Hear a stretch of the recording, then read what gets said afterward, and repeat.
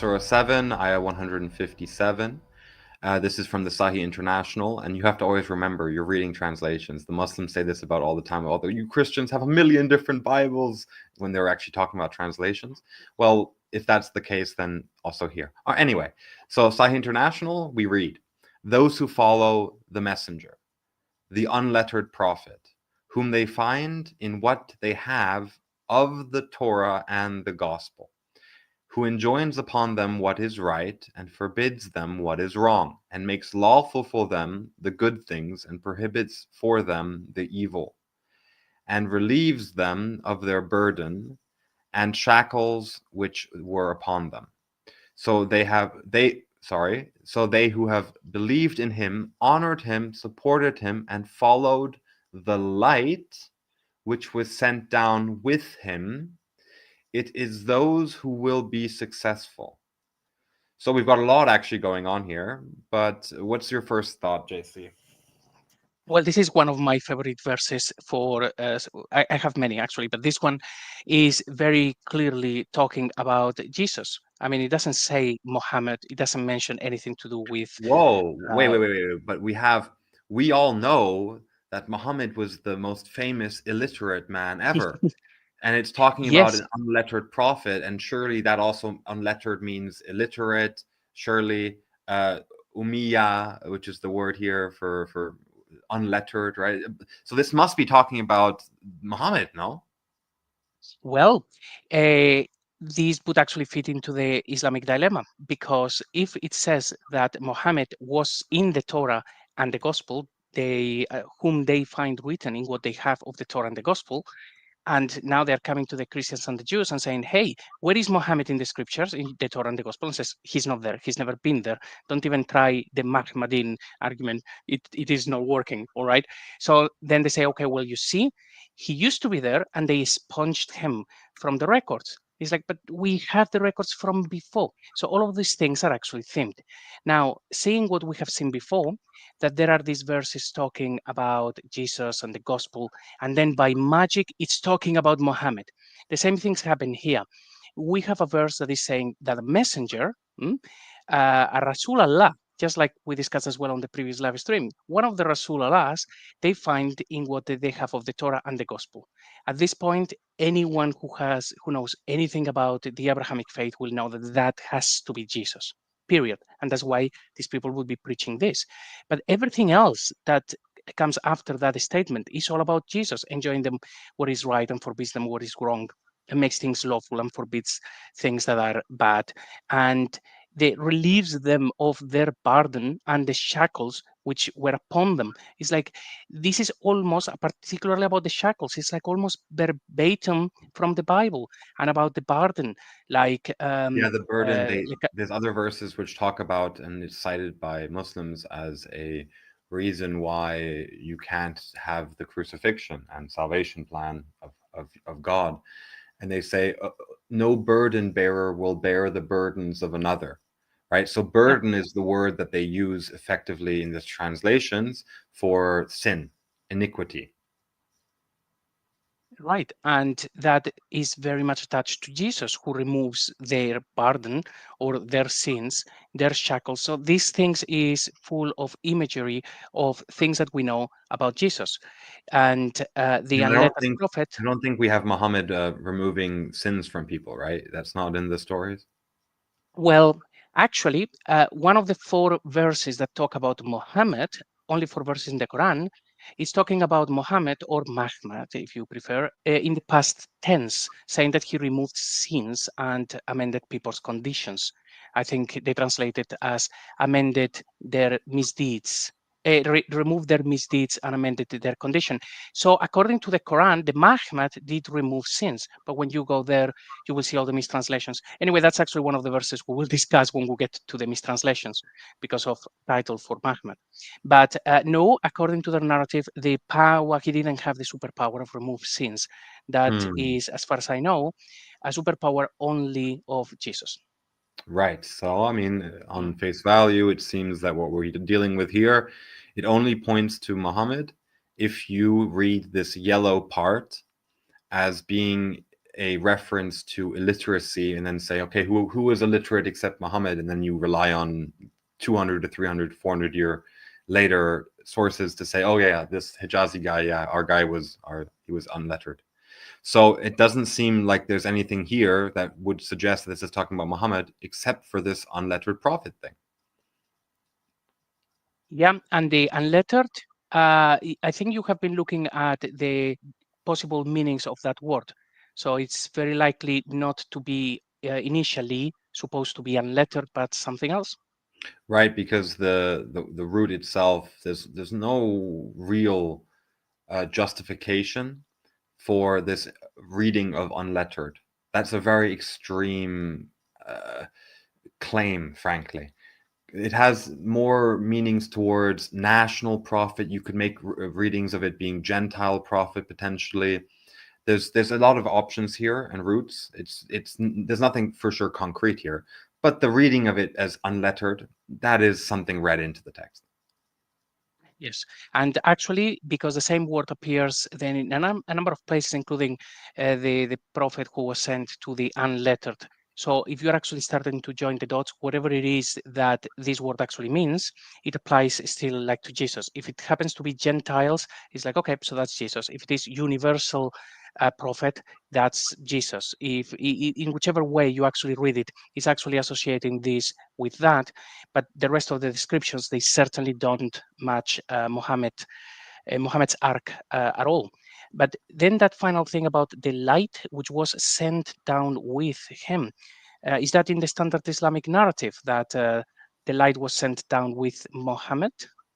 Well, I mean, possibly if you are a Sufi and you have all these mystical traditions that basically make Muhammad divine by having him be pre-existent, having him be there in the garden talking to Adam. We have these traditions where we have the Nur of Muhammad, that everything in existence was created through the Nur of Muhammad, which if you are a Christian, this all sounds like I'm talking about Jesus and they're just making Jesus Muhammad, and there might be something to that.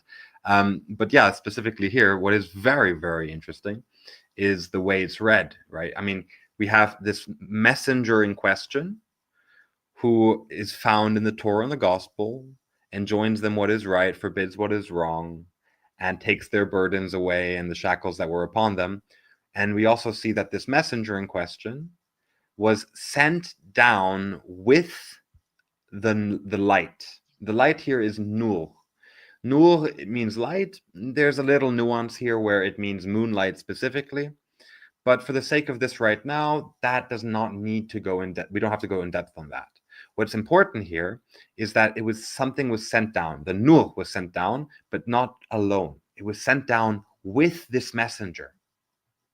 So the question then becomes, and this is most likely why we get these Sufi ideas basically making Muhammad divine, pre-existent, eternal, all of the above, in the sense that he, or at least firstborn of all creation, in terms of that kind of phraseology from the New Testament, right?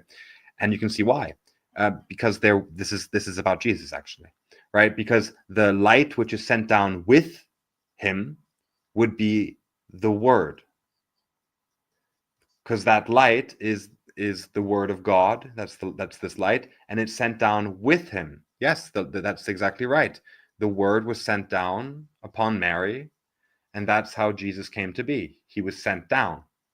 So otherwise, you're reading now, you have to deal with the fact that apparently Muhammad was up there to have been sent down from with the light. It's very hard to reconcile. Right. Well, now actually just noticing as well the actual tense from Sahih International, which I need to actually still check again with Sen Murad, and probably we need to have a look at whether these are verbal or nominal sentences and so on. But if we take it at face value as it is written, so first it's talking those who follow the messenger, okay, so present tense, or something like that. Maybe it's a nominal sentence, I don't know. But then the final section, it says, so they who have believed in him, okay, have believed, but then honored him, now we're past tense, supported him and followed the light. So imagine if this is Muhammad, then he's speaking to a crowd. He's saying that the people who followed him in the past tense, they followed the light which was sent down with him. So he was not sent down, light was not sent down with him. According to the traditions, nobody even saw Jibril. They saw Dihiya, but that's a different conversation. But it's speaking about those followers in the past tense. That sounds very much like the apostles to me. Yep, it does not sound like they're talking about someone contemporary at the very least, because you wouldn't say, presumably, this is not Surah 9, it's not the last revelation and all that. Even that's kind of secondary. But the point here is that those who believed in him, honored him, supported him. Wouldn't this read, those who believe in him, honor him, support him, if it were talking about the contemporary figure of the Meccan Hijazi Momo? Yeah, well, they follow him, they honor him, or maybe they continuously honor him and continuously follow him and so on, but certainly not in the past tense. I mean, imagine that. So he's there telling to people, and those who followed the messenger, the unlettered prophet, me, they followed the light, and he's talking about what? Abu Bakr? Is that Abu Bakr? Is that Umar? What are you talking about in the past tense? Well, it If would they work follow if the light, they right. have It would stopped. work. It would work if the person speaking, Muhammad, was pre-existent to his birth. Then it would work because you could say those who believed in me, and you're talking about Abraham, for example. Like that's something that could come out of the mouth of Jesus, for example. But if you have a time, flesh, mortal, just a man, just a warner, right? Then how would you have his words? Because these are coming out of the mouth of Muhammad, presumably.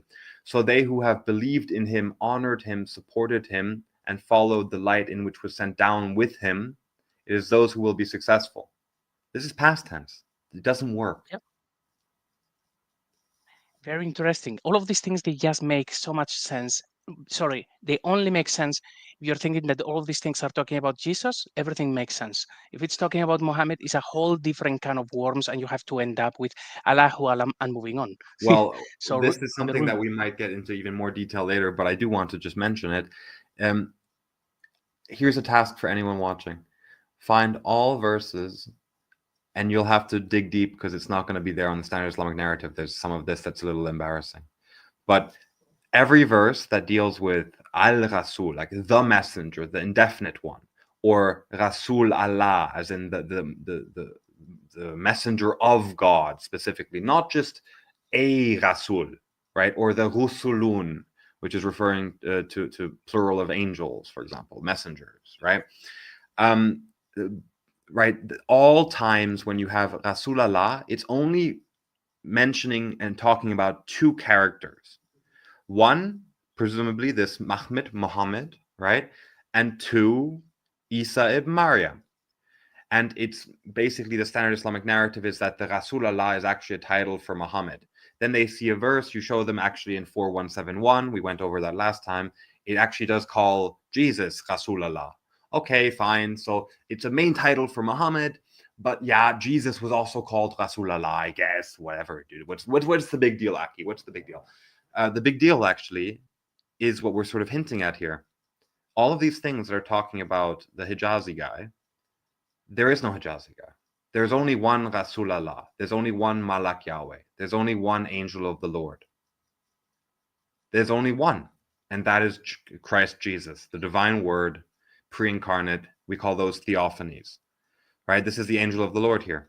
So anyone in their own time can go through all the verses that mention Rasul Allah. You'll see it's only attached to these two characters, and it's strange then if it's the indefinite, like the it's like saying I am the president, but then saying but there's also another the president at the same time as me. We're both the president.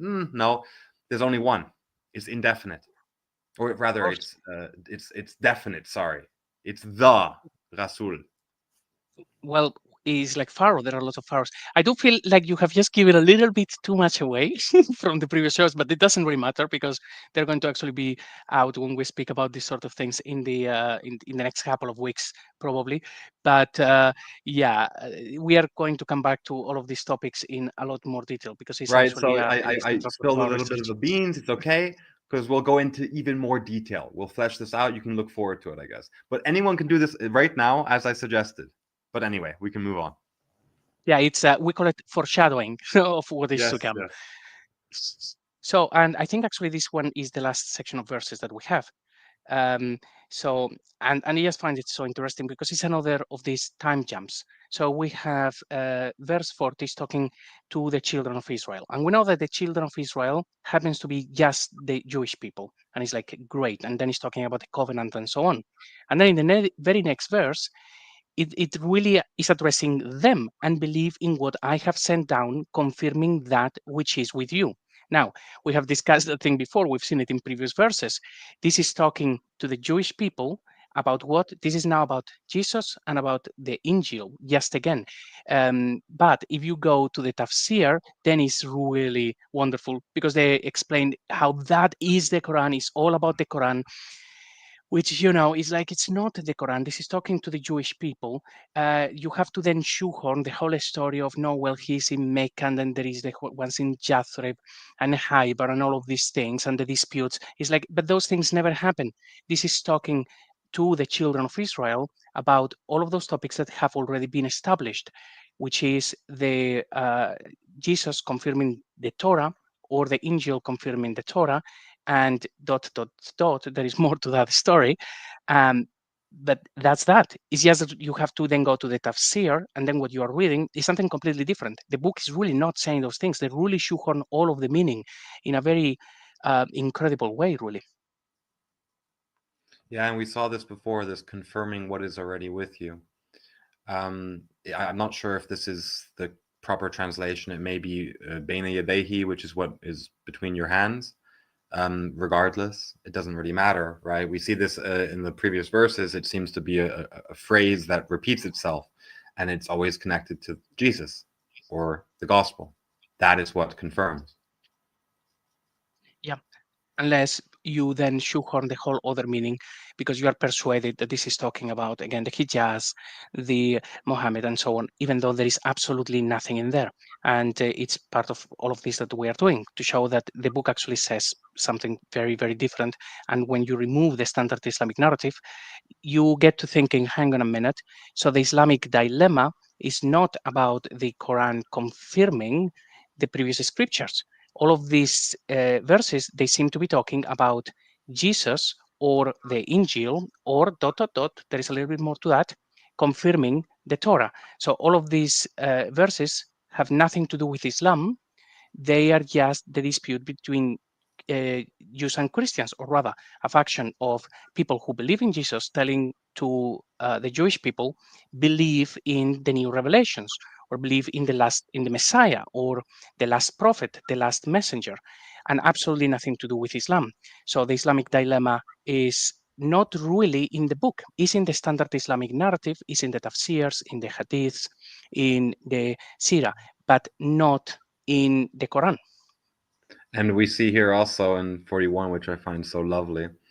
I'm reading off here. So, and believe in what has been sent down, confirming that which is with you, and be not the first to disbelieve in it. Or I think disbelief here is translated from kafir, and kafir should actually translate as cover. So don't be the first to cover it. And then it continues, and do not exchange my signs for a small price. And fear, and then we see the brackets again, is like, Tawheed, trust me, and fear me. The thing here is that the word here for signs is ayah, so I can imagine in one or two of the translations they go go so far as to say don't exchange my verses for a small price, but let's stick with signs here. But obviously what we're talking about here is miracles. So do not my signs, as in like Jesus comes to confirm the previous scripture. He does miracles. Do not exchange these for a small price. And we see this small price again in other surahs which talk about the coverers and talk about those who write the book with their own hands. So this is talking about the Talmudic types who write a book with their own hands, claim it to be from God and exchange it for a small price.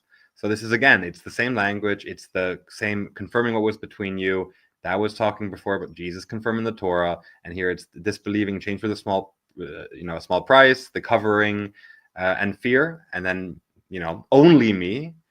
Why not just say, and fear me?